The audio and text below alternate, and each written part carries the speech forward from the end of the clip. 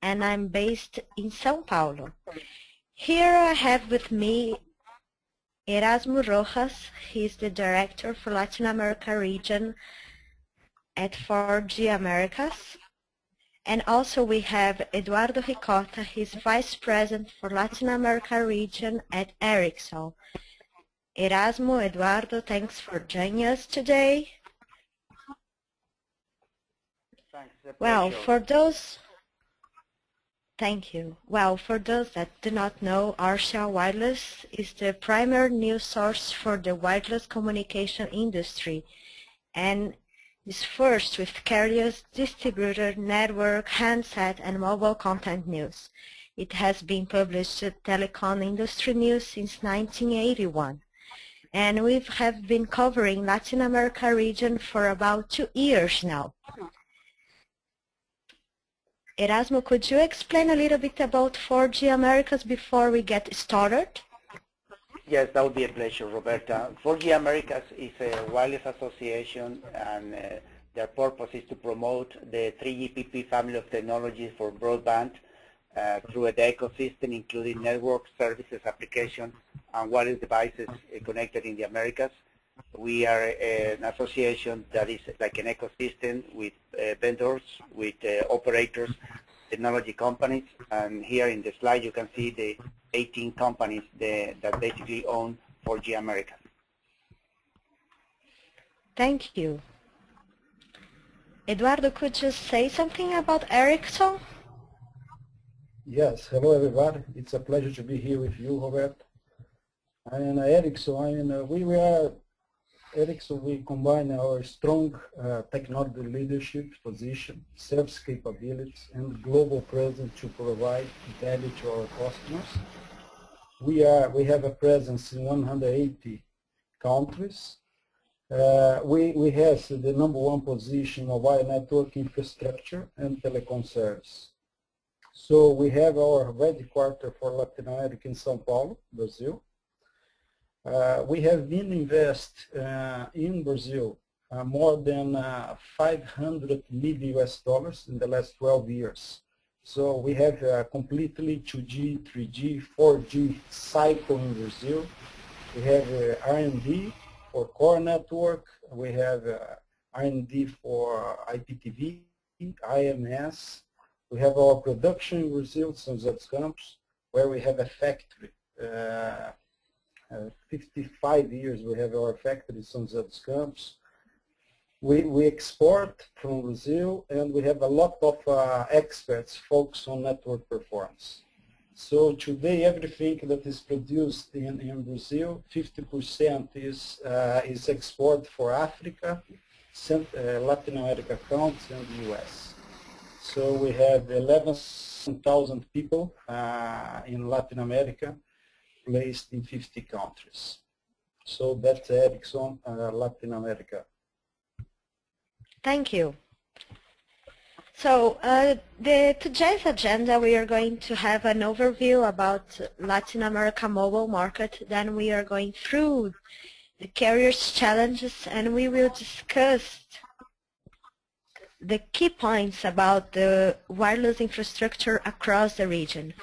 I'd like to remember everyone that if you have questions, please write that we have about 15 minutes at the end of these presentations to ask questions to our panelists. And we do have a pool that you can choose the alternative, so you can know our audience better, and we can share the pool results at the end.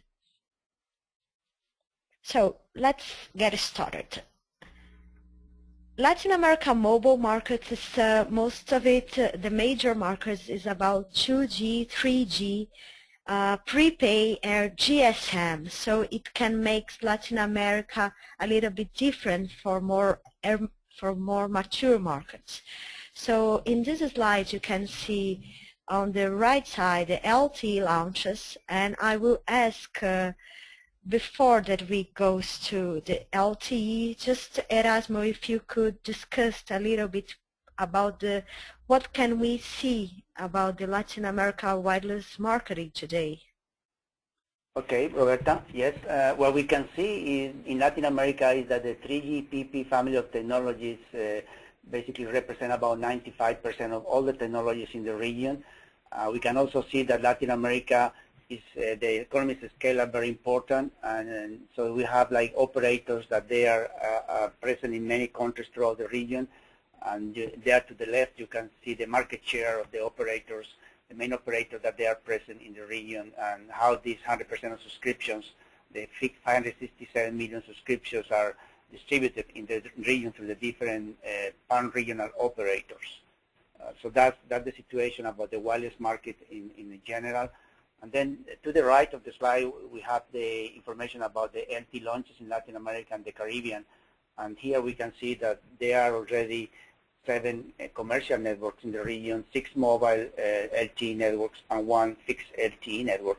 And one of the things that might be interesting for the audience is also to see that the different countries, that all the countries, they haven't used the same frequency band, but in this slide you have at least 4 frequency bands where LTE has been launched, from low bands like 700 megahertz in Puerto Rico. Then you have the AWS of 1.7, 2.1 gigahertz launch in Uruguay, and then you have the 1.8 gigahertz launch in Dominican Republic, and finally you have the 2.6 or 2.5 gigahertz that is known in Brazil for Colombia and Brazil. So those are the commercial launches. We just heard recently also that in Mexico, both Telefonica and Telcel, they are preparing to launch in the next month the LTE in the 1.7, 2.1 gigahertz frequency bands. So that's in a nutshell what is today has LTE launches in the region that started at the end of 2011. So I think what else? Erasmo. Yeah, go ahead. Yeah, no, it's only, we have launched as well in Brazil, together with Claro, we have launched three cities with LTE. So Paraty, Campos do Jordão, and Búzios. Yeah, the information that we are showing basically are commercial launches. There are many other launches that they are being prepared, but what we are showing here is basically where you can go and get some prices and get some devices. So those are the launches that we consider commercial. There are many more going on in the region, of course, as Eduardo mentioned, and Brazil is getting ready for the LTE FTD launches. And but these are the launches that what the operators have publicly announced that they could be commercially available. Yes, and I think what can we highlight here as well is that the major mass here is GSM and prepaid. So I think there is a lot of ground to grow. And how do you both analyze the move from 2G to 3G and now to LTE across the region? Do you believe there will be a country that will lead this running to LTE, or a market that will keep focused on HSP Plus, for example? What's your opinion? Okay, Roberta, I think that we look at the current situation with mobile broadband in Latin America. There are 2 countries that today they have like the highest penetration of mobile broadband, and they are Brazil and also Chile. Those are networks based mainly on HSPA plus. But when you ask about LTE, you will have a country that we think is going to run and lead LTE. We think that there is a country in Latin America that has a business case for LTE, and that's Brazil, because Brazil has a perfect business case for high definition video for 2014 games. So that's the case. We feel that the market in Brazil for LTE is going to basically catapult LTE in the region. Okay, my opinion here, Robert, is I really believe that most of the operators that got LTE license, what they see that they will keep spending a lot on 3G still. And step by step, based on hotspot, they will invest on LTE in order to improve the capacity in the large cities. I really believe that 2G I mean, especially the operators that just got the license for LTE, they will stop or they will reduce a lot the investments on 2G. I mean, Brazil and Chile, as Erasmo said, is started. I think Colombia is coming into the end of the year. And of course, I mean, we are following what is happening in US. I mean, today 70% of the users, worldwide users, are based in US. This is basically because, I mean, as you can see, Verizon, Sprint, they jump direct for LTE. And of course, AT&T, in order to not be behind, they have been doing the same.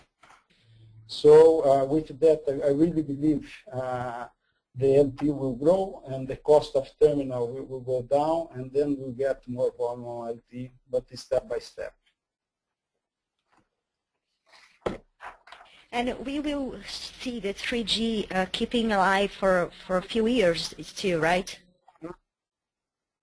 Yeah, Roberta, Yes, this is Erasmo again. I think that the forecast that we have seen is that worldwide, in 4 years, from all the data subscriptions in the world, about 70% still will be HSPA, HSPA+, and then LTE will start taking its position. So this forecast of 70% in 4 years, it gives us an idea about the capacity and the growth that the operators are seeing. So we feel that that also will be in some way reproduced in Latin America. So the biggest growth will also come in HSPA, 3G, HSPA+, and LTE will just coexist and start finding their data applications. But I think that you will count with both 3G, HSPA+, and 4G LTE growing throughout the region.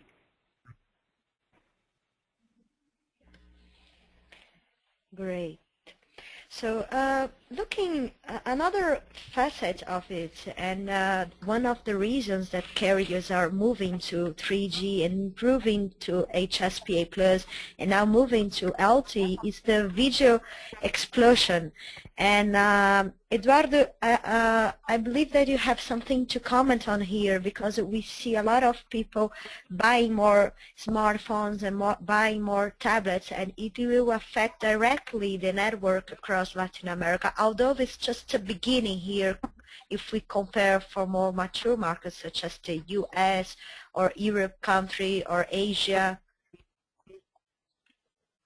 Yes, exactly. I mean, I think the demand is huge. I mean, video today, Roberta. If you look the broadband connection, I mean, the traffic in the broadband connections, the broadband network. I mean, video is more than 50% of the total traffic today. So it will keep requiring a lot of capacity from the network, and that's why we have macro cell and small cell concept. I mean, first the operator will put macro cell sites, and then we together with small cells where is required a lot of capacity. But the video is exploding, and I mean, the smartphone price continue to drop, as you comment. I think in Brazil you have around 20% of penetration of smartphone, but if you compare with US, it's more than 50%. So it will be a big growth in the next couple of years, I mean, for sure. We believe that in 2017, video will be close to 90% of the total traffic in the mobile network. And Erasmo, how do you see the carriers what carriers have been doing to address this demand in Latin America? Well, I think that one of the things that they need to do is to improve the capacity of the networks, because right now they are seeing a very high demand, especially in the main cities, in the urban cities. And the reason is that with all this proliferation of the smartphone devices, Eduardo was mentioning, I mean, all these versions of Galaxies and iPhones and everything, and all this capacity of video, that's what the user wants to do. So the operators, they're trying to find out where that traffic will come from and see if they can improve their capacity either with HSPA+ while they wait for LTE. But that's the main thing, and because what we have seen, at least in the United States where I live, is that a user of a smartphone normally drives like 4 or 5 times more data than another regular device. So these 4 or 5 times more data coming into the network, that's something that the operators, they need to be ready, they need to be prepared, and they need to have an idea where the traffic will be coming from, because we are dealing with mobile users, and we don't know if they will start downloading or streaming from one place, and 5 minutes later they are in a different cell. One more comment. And another thing is that one more comment about the video is and the applications. Once that the smartphone is growing a lot, is the capacity of the network. I mean, if you see today, I mean, it will require a lot of signalization of the network. Why? Because basically on smartphones you have a lot of applications, and normally you have all applications open. They get in contact all the time, and they access and they update the status, so it requires a lot from the network. We have been facing a huge demand in US, and now we have seen the same demand in Brazil, in Chile, in other networks. So it will be a very important aspect that all operators need to look carefully. yes, and it's led us to the other topic that I wrote. It's we also see from an enterprise point of view, we have the increase of the mobility, the cloud computing, big data, social networks, and all of that are driving telecom growth worldwide.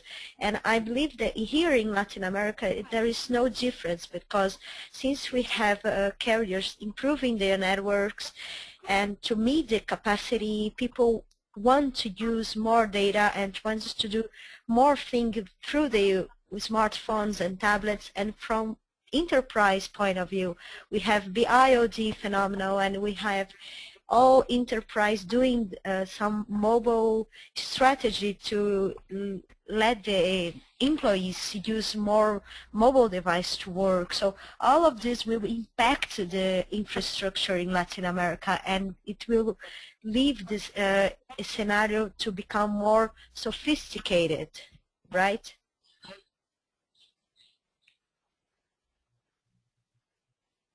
Yeah, Roberta, I think that the enterprises are doing a lot of things, and they're trying to figure out what type of services not only their users but their own workforce, because the workforce now is completely mobile.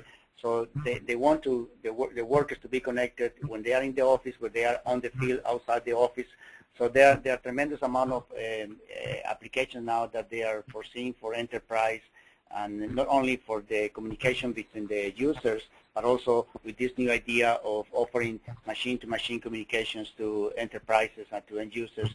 That's going also to bring lots of data for networks like LTE.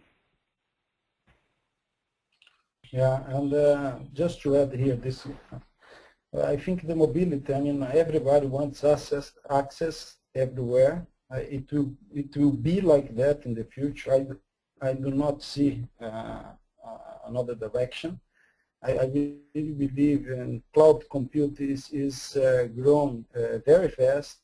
I mean, we have several applications on like Google Docs, for instance, that you have in the cloud. I mean, this kind of applications, it will grow a lot, I believe. But also, and the important point, is the big data.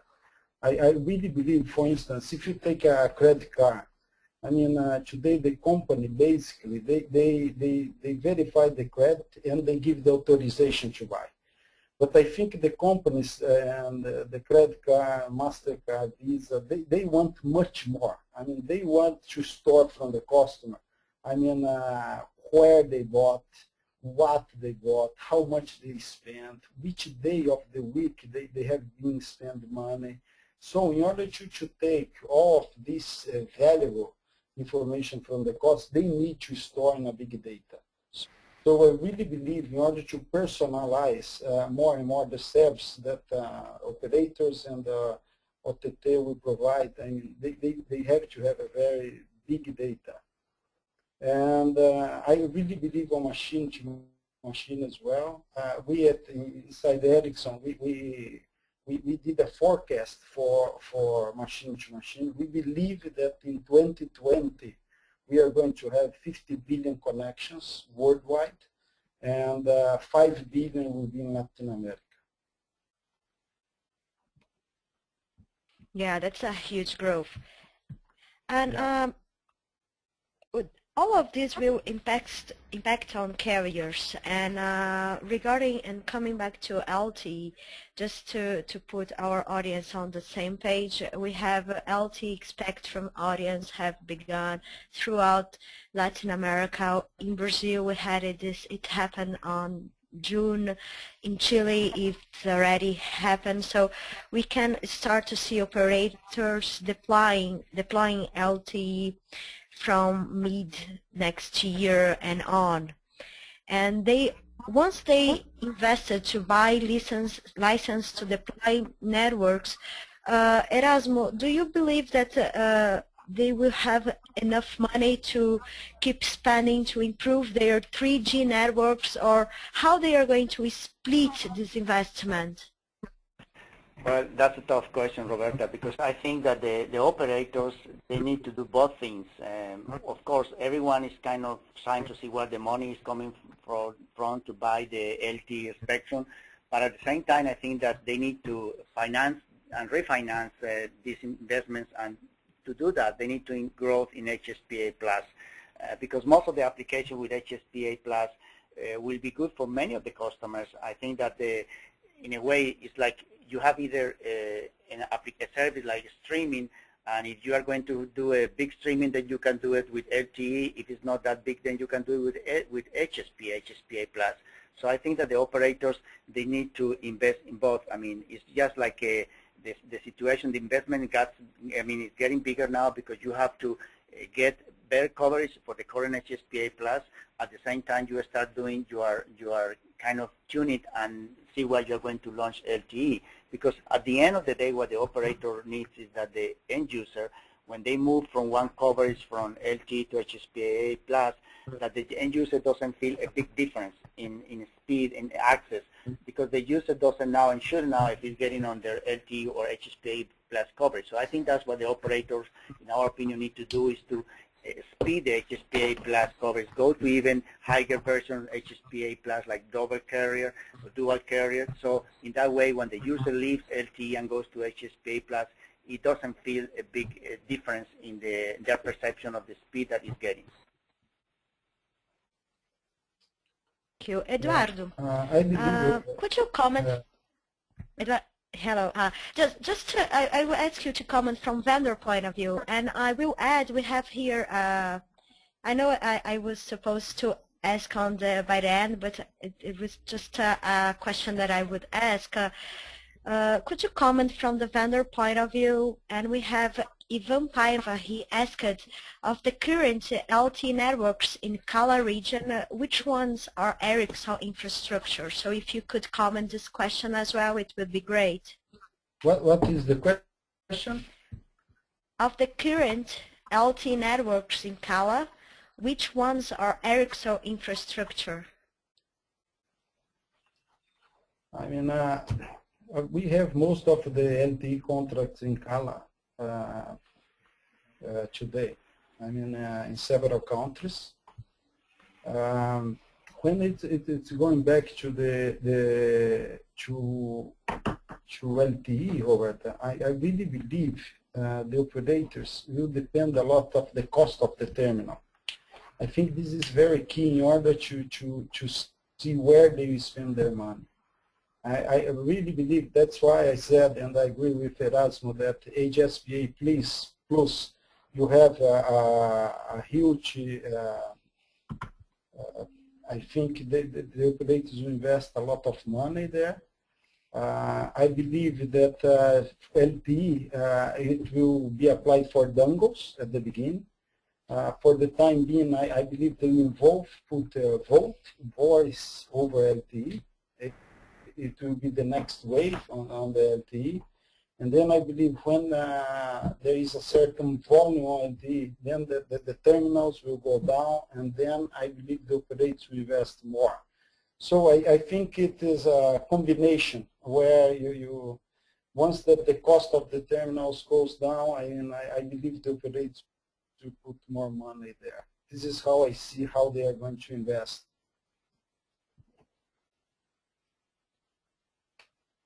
Great. And another information, Roberta. Yeah. Yeah, it's about today, 2/3 of LTE contracts belong to Ericsson worldwide. Great. And this webinar complements a future report that is already available for download at rcrwireless.com. And for these future reports, I talked to many vendors, carriers, analysts, observers from Latin America region, and many of them have noted that fiber optic, Wi-Fi, femtocells, microwaves, and towers were the key focus areas of carriers' efforts to improve their wireless infrastructure.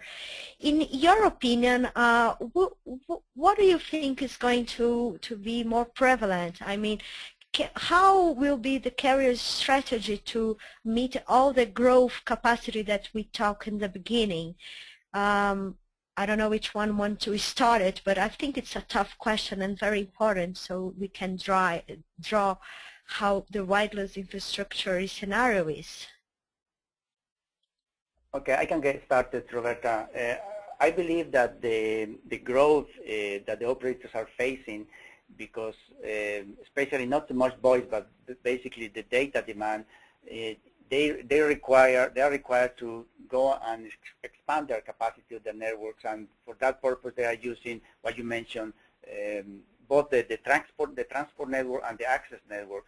So I think one of the things that the operators need to do is to modernize their transmission systems, to go and upgrade their backhaul from the current based system of cables and PCN systems to go more to fiber optics, to Ethernet, to basically microwaves.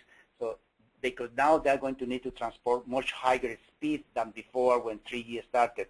That it was about 1 megabit per second. Now they need to go and transport 4, 6, 8, 10, 12 megabits per second on an average network. So the current transmission networks, they are not good enough. So they need to modernize the transmission networks. At the same time, they have to go to the access network and try to improve their capacity using all kinds of possibilities, Wi-Fi, femto, as you say, small cells, and all this type of heterogeneous network that now the operators are trying to invest.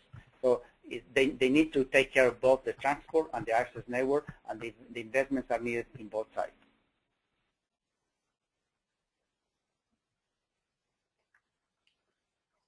Yeah. Eduardo, do you want to complement it, how carriers are addressing their needs? Yeah, I think we need to split. I think the first part where the operators will invest is the backbone. It's very important. I mean, you have to have a very good backbone. And I really believe that all base stations will be connected by fiber. This is the best way. But in some cases, of course, we have microwaves to do the backhaul. And you have the access part. In the access part, I really believe it will be a combination of macro and the small cells. I mean, we have something that we call headnets, heterogeneous networks. So this is in the network, you have several layers. You have the macro layer, micro layer, and pico layer. I think what is important is that you invest in the network and you can maximize as much as possible the capacity that you have in the network in a good coordination among those layers. So I think it's really key that you have well synchronized, I mean, the macro cells and the small cells. I think this is key in order to utilize this spectrum that all operators has been spending a lot of money in the best way as possible.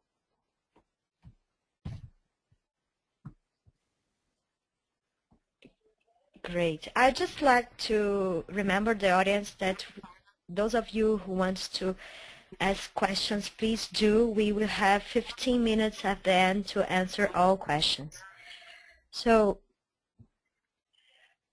we came up here with the carriers that are facing challenge of increasing the 3G coverage, and on the same time they have to keep their quality, improving GSM, secure LTE, and they are big investments. In your opinion, what will be the key investments, and what will they prioritize at this time and by 2013?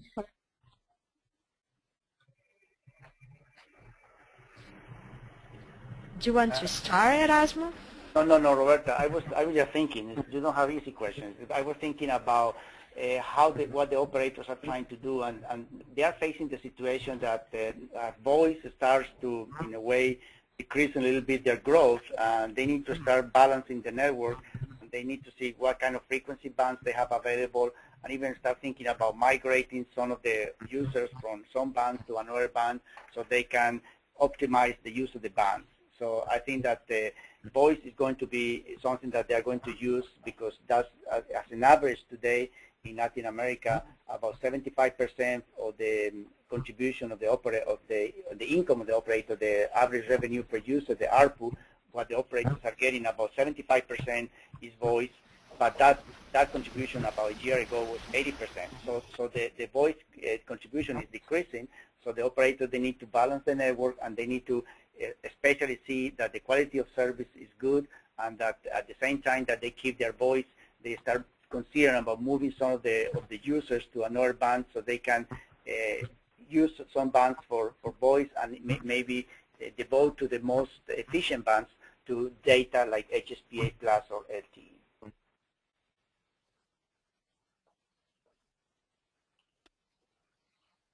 Roberta, as I said before, I believe that the operators will put most of their capex on 3G. I mean, in order to have a very good coverage on HSPA plus, and step by step they move towards LTE.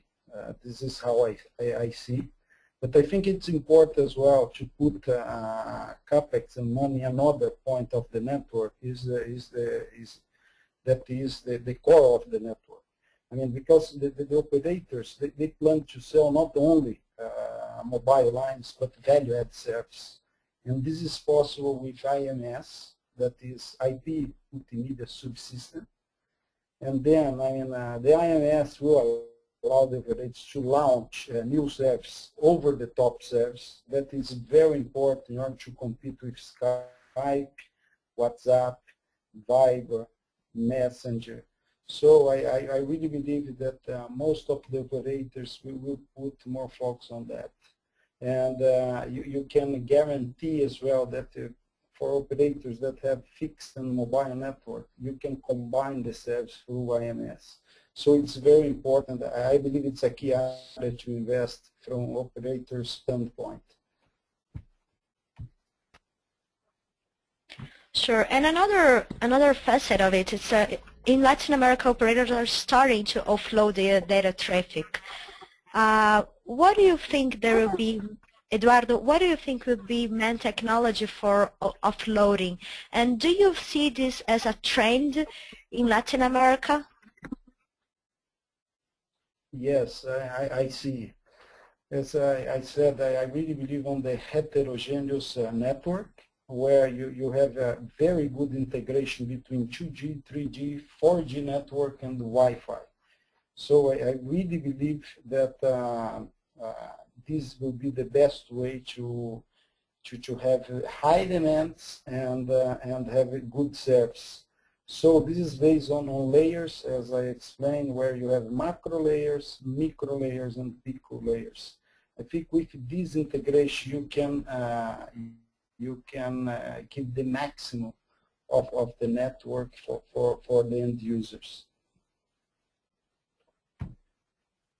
And another reason that they offload their traffic with the small cells is that the difficulty of deploying towers and macro cells due to regulation.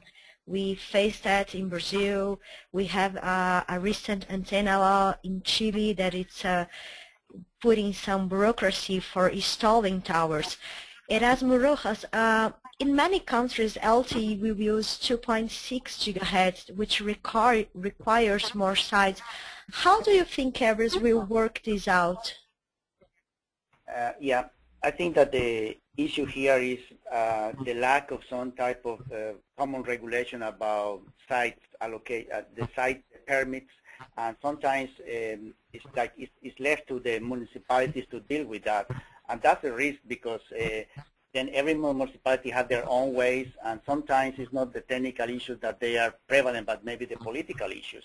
So I think it's very important for the centralized or federal government to take a big role in that and just try to expedite the way as these sites are going to be installed, because you are right. The fact that you are launching LTE in some parts of Latin America with 2.6 gigahertz, they're going to require more sites than when you did it in 3G with 1.9 gigahertz or 1.7. So there will be more sites needed, and I think that's not the problem. The problem is that the government, in some way, in the regulator, they try to coordinate that.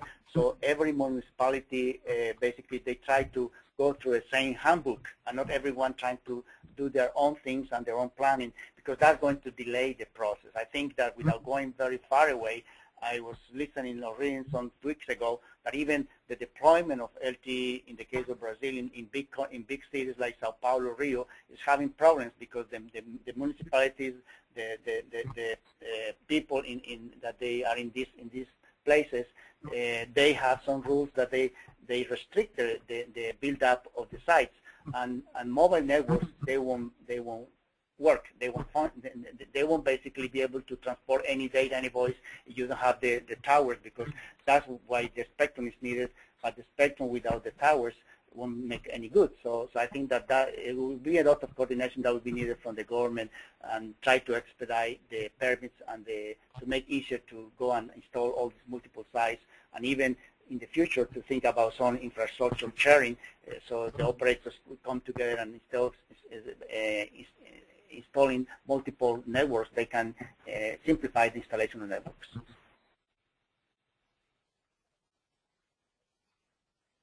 Eduardo, in the countries that Ericsson has deployed LTE, how did it work with towers? Could you share with the audience?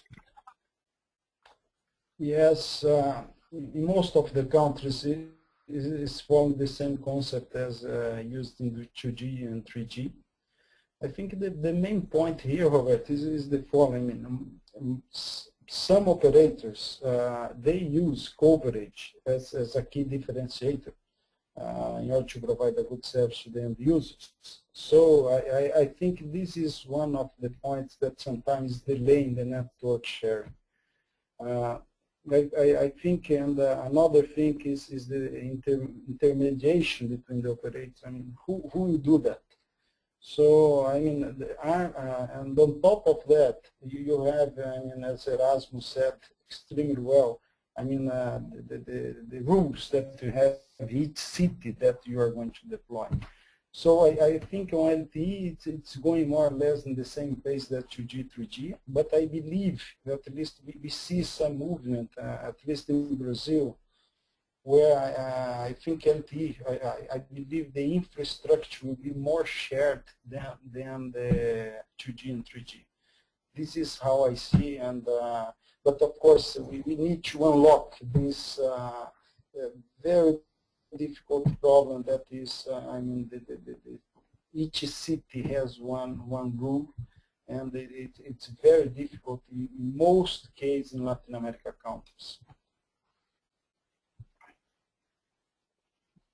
Great. And before moving on, I would like to let you know we would like to launch a quick poll, and then we will share the result as soon as we get all answers. So if you could answer the poll we have, it will be great. So we are going almost for the last part of this webinar, and Another key point that we have here in the region is the network sharing and the infrastructure sharing, outsourcing. All of them can be alternatives for carriers. But we do not see it happen in this moment as it happens in more mature markets. So what could you provide, what insights could you provide about it? If you want to start, Erasmo? Yeah, Roberta, regarding the network sharing, that's also something that is going to become more and more important, especially when you're going to launch like LTE networks at the same time by some number of operators. Think about Brazil. You are going to start deploying like 4 major networks, LTE networks at the same time. So it would make some sense at some point of time that the operators try to figure out the most effective way also to install sites that where they can share some of the passive infrastructure that it will make some sense also for the users to avoid to have multiple locations with basically each operator carrying out their own installation. So I think that's one of the parts that we believe is going to be a trend mainly for the new networks, not for the current networks, because the networks that of 3G networks, but for expansion and for 4G LTE networks, we feel that the infrastructure might play an important role because of the cost, and also because I think it will be a good also policy, and the users and the people will see that now the operators are making an effort to try to simplify the complexity of the network.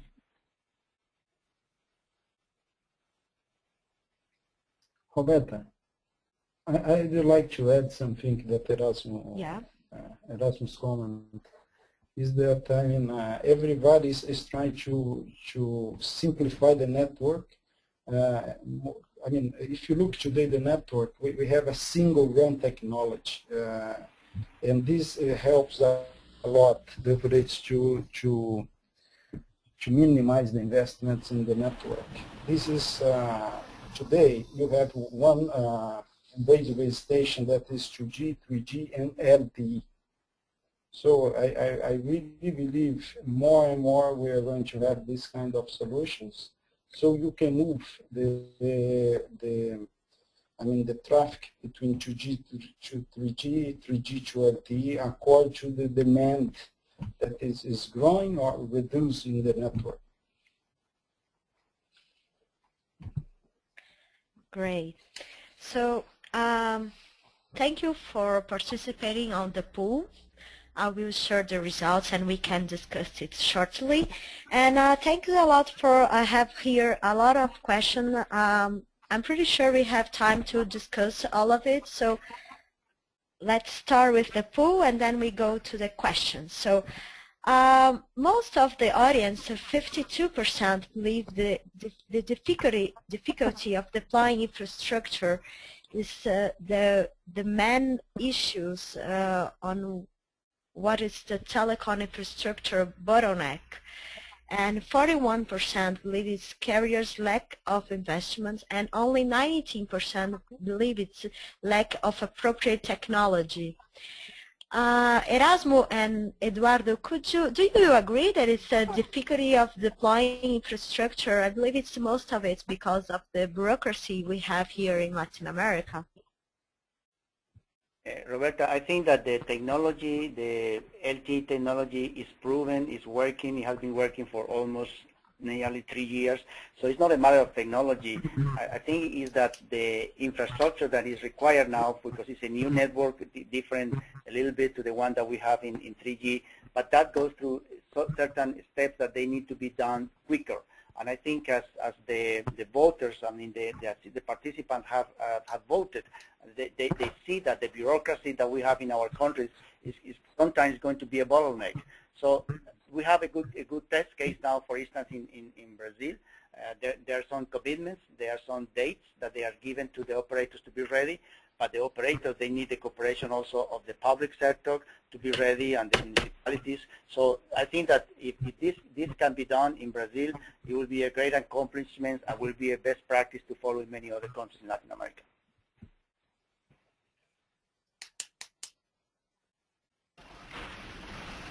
Yeah, I Great. really agree with the audience, Roberta. I mean, I really believe the infrastructure today is a big bottleneck that we have. And I really believe that if the operators can spend less on the infrastructure, that could be common for several operators. I really believe that it will help a lot on the investment side as well. Because instead to invest in towers, then you can invest in coverage, in quality of service. I really believe the two questions, the two answers are connected. But I mean, it's really complicated. As Erasmo said, I hope that Brazil could be a good case to spread for the rest of the countries in Latin America. Yeah, sure. And related to that, we have some questions here about DAS. Let's see. John Kelly, sorry if I say any name wrong. I'm Brazilian, as I said, and my accent sometimes it's a little bit difficult, but here we go. John asked, where will outdoor DAS fit in here, I believe in Latin America?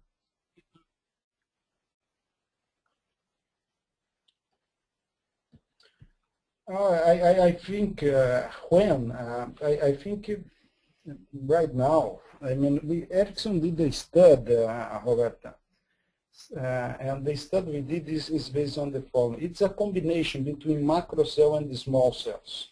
So we believe that in 2017, for each macro cell, you are going to have 3 small cells. But the small cells, you are going to place the small cells where you have huge capacity. You need to utilize as much as possible the spectrum that you have. So it will be a combination. What I see right now, I mean, it will be step by step, but it's coming. I don't think it will delay.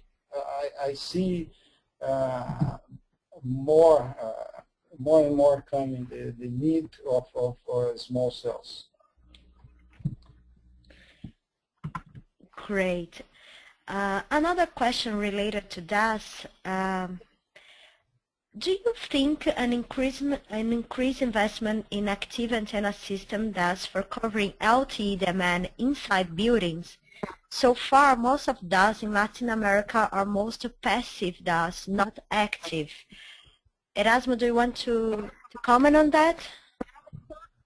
I think that for indoor coverage, it's important also, beside the DAS systems, also that the operators get into their hands also frequency bands that they are naturally good for indoor coverage, to penetrate indoor buildings and these shopping centers and everything. So that's how I believe that even in countries like Chile, where 2.6 gigahertz was recently auctioned, the operators are telling the government, we need also low frequency bands like 700 megahertz to penetrate also indoor. If you have this available, then you will also maybe have to spend less in that at some point of time. You can combine both high frequencies and low frequencies, because as I said, the low frequency bands will go much quicker and better in the indoor coverage than the high bands.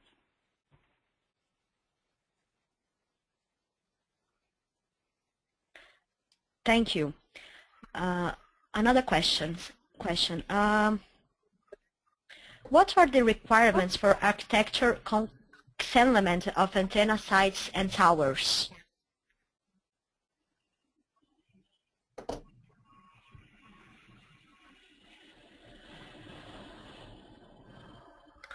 Do you want me to repeat? The question is, what are the requirements for architecture concealment of antenna sites and towers? I think that what the governments are doing now is trying to ask the operators to find some creative ways to, with they're installing the antennas, try to either mimetize the antennas, or not really concealing the antenna, but just try to make them look like that they are part of their environment. So that's something that was started, like as you mentioned, in Chile, the auction that Colombia is going through also for spectrum is one of the requirements also for the operator, for the investors to think about how they are going to install the antennas and how they are going to avoid this mushrooming of antennas, but just try to see if they can deploy in an organized way. So I think that that's also something that is going to be part of the infrastructure, and that will help if this is done in a proper way to avoid all these problems, the bureaucracy problems that we have of some parts of the country where, especially in big cities, where some districts, some towns, the mayors or the politicians in that place, they want to prevent that to happen because they feel it's going to create some problems for the population. So in that way, I think that could be done in a more in a quicker way and in a more organized way. Thank you. Eduardo, I think you can answer this one. Can you comment on what kind of commercial arrangement would work for mobile operators to offload traffic to Wi-Fi operators? Would they not lose that revenue traffic when they offload? What will be the economic benefit to offload to someone else? What will be the business model? I believe the economic model will be the customer happy. This is the economic model that I see on that.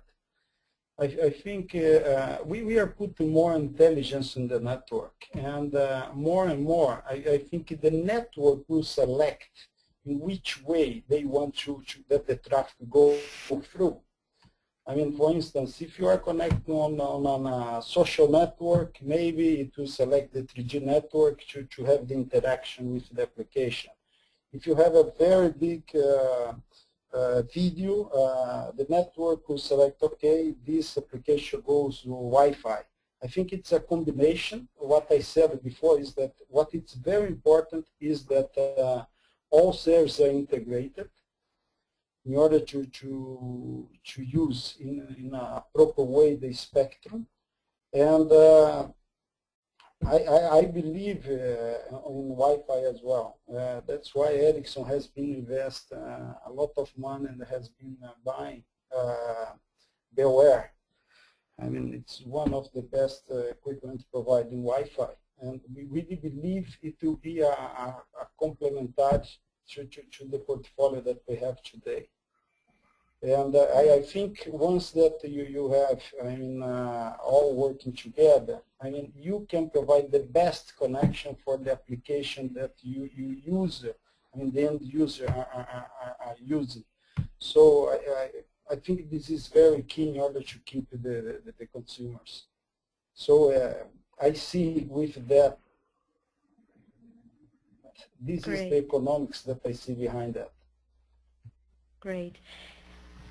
Erasmo, I guess this is might be for you. Do you have an idea of the average LTE capex expected in Latin America for a small media operator? Let's say in the first year of LTE deployment. Can you repeat the question, Roberta? I didn't understand the first part. Okay, great. No, it's about how much do you believe that will be the average LTE capex expected for Latin America for a small and medium operator? And it could be, for example, during the first year of LTE deployment. I believe it depends if if it's a small operator or medium or a large operator. I think it depends on, for instance, how much the operator has invested today in HSPA+. Why I'm saying that HSPA+ when the question is about LTE, because it happens like, for instance, the backhaul network for transmission will be required for both HSPA+ and LTE. So if the operator has already done an investment, a capex investment in transmission with HSPA+ growth, then that part basically is already taken care when it deploys LTE, if it's going to launch it in the same places or in nearby places. And so then in that case you will need to concentrate only in the network side because the transmission has already been done. But in general, in the first year, I think most of the expenses will be transmission, and then the network side, the cell sites, and then when basically once the transmission is done, then the future growth will be more adding more capacity, depending also about the sites that is going to install. I think that the LTE deployment won't be nationwide in the first 2 years. Will be more like in a niche position where the operators feel that the highest demand of traffic will come. That's where the sites will be deployed first for LTE, and then at the same time that they learn if this is enough, then they can offload that or basically pass some of that data to HSPA Plus. If not, then they will need to deploy more LTE sites.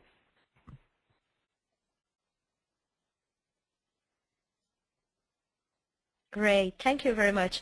I believe the next question Eduardo could answer. It's about how is the deployment of femtocells, picocells tied closely to SON? Why and why not would it happen?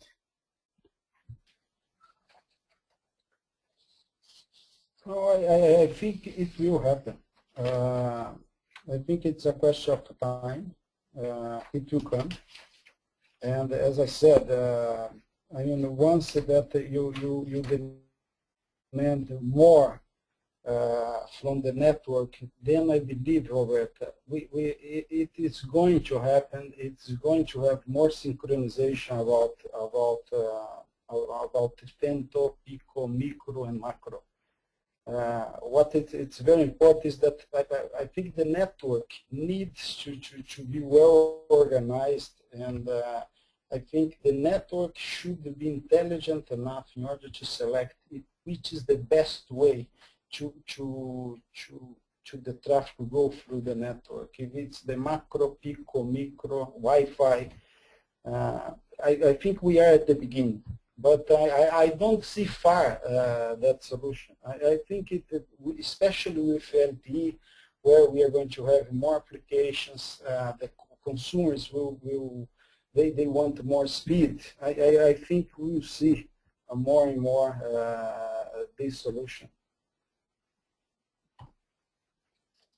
Great. And Erasmo, could you comment on the IDEN operators? Would they need to migrate to HSPA Plus or LTE infrastructure? Does IDEN have a 3 or 4 years window of life? I think here we can just comment about Nextel as well, right? Yes, regarding IDEN, in this case Nextel, I think that so far they have had a very good time with their basically the solution that they have, because I think that as long as the other operators, they were not aggressively start to launch HSPA Plus, then they were fine with IDEN, because IDEN was not that was competitive with HSPA. But when it came HSPA Plus and HSPA Plus with dual carrier, now with LTE, they have to migrate and to offer their current users a better data experience. So that's what we have seen, like the Nextel operators, like in the case of Peru, where they started to migrate to HSPA, and they have been followed by countries like Chile and Mexico. And I think that's the way to remain competitive, because again, the growth won't be more on voice, will be data, and data at that time of high speed is what is needed. The business of basically push to talk and everything is going to be more and more marginal, and what is more important is data, because that's what people are going to be able to, they want to communicate with data, and voice is going to be used, of course, but it won't be the butter and bread that it used to be before. Thank you so much. I have another question that is Brazil will run on 2013 an auction for LTE on 700 megahertz. Why carriers who just bought LTE 2.6 gigas and have to improve 3G service will be interested in this new band? That's a pretty good question, and who wants to answer it? I can answer that. That's a good question. I mean, with all operators that we have been talking with, this question comes up. No, I think the point over it is the 700 megahertz. I mean, you improve a lot the coverage. So we believe that once the broadband is exploding, especially the mobile broadband, is 100% growth a year in several countries. I mean, they will, I mean, operators will require more frequency. And the point here is the following. I really believe that I mean, the operators are used the 2.6 frequency in order to improve the capacity in the cities. And they want the 700 in order to improve the coverage. So it will be a combination of both. And spectrum are also very important in order to have a huge traffic in the network. So that's why, I mean, when the 700 megahertz it will come, it will be welcome. So it will help a lot the operators in order to improve the LTE coverage, especially in big countries like Brazil, Chile, I mean, and Colombia. So it's really key that Argentina, so Mexico, it's really key that we have the 700 megahertz. Roberta, I think this is also pretty simple. The operators, why they would be interested? Because of course now they are facing the challenge of in 2 years they have to bring all this huge video data that is going to be done in the 6 and 12 cities of especially the 12 cities of the World Soccer Cup. That will be something that will be needed. It will be done with the 2.6 gigahertz. And then also, Brazil have this national broadband plan where they want to increase the coverage and the connectivity of the people in the rural areas, and that's where 700 megahertz will become very handy, because people need just connectivity, connection to internet. They might not need 4 megabits per second. They might need 1 megabit or less, and that will basically give the opportunity to both offering basically a very high speed in 2.6 gigahertz to the people that need it for these events, sport events, but also in the rural areas, as the government is thinking about, try to start implementing that and offer the people the access to internet.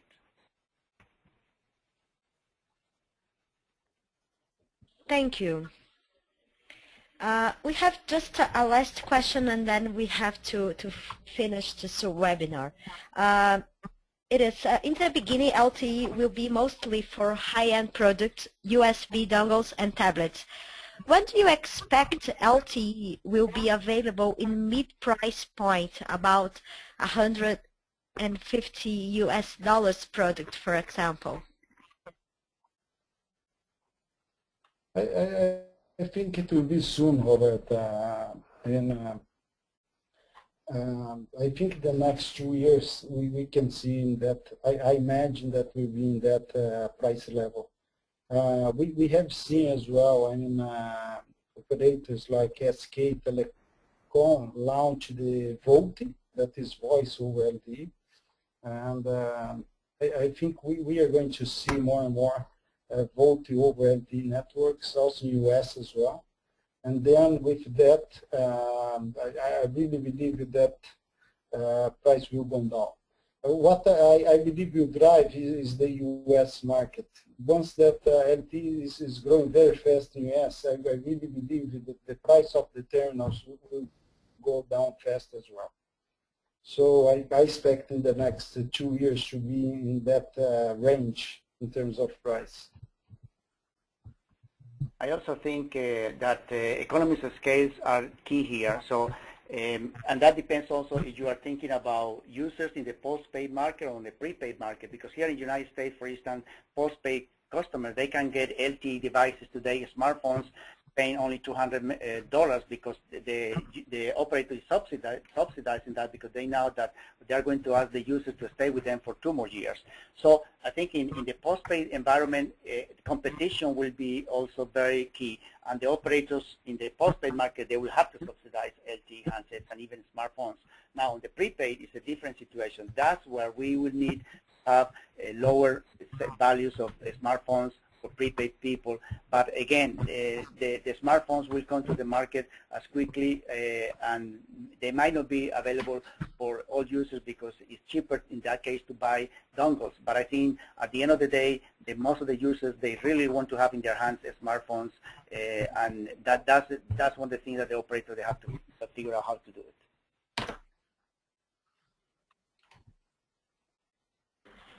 So I'd like to thank you all for joining this webinar today. I'm Roberta Prescott, Editor-in-Chief for Latin America, and I would like to thank you so much, Erasmo Rojas. He's Director for Latin America and the Caribbean at 4G America, as well as Eduardo Ricotta, he's Vice President at Ericsson Latin America.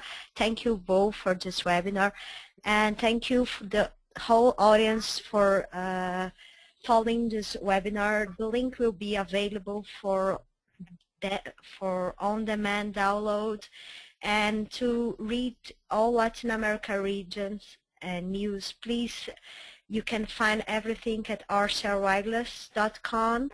I wrote daily news about the region as well as future reports, so if you have any question, please do not hesitate to contact me. Okay, Roberta, thanks a lot, and thanks for the whole people that has been listening for the last 1 hour. It was great to be here with you. From 4G Americas also, thank you very much for the opportunity of having us here and talk about this very interesting topic. Thanks. So thank you a lot. See you next time. Bye-bye. Bye.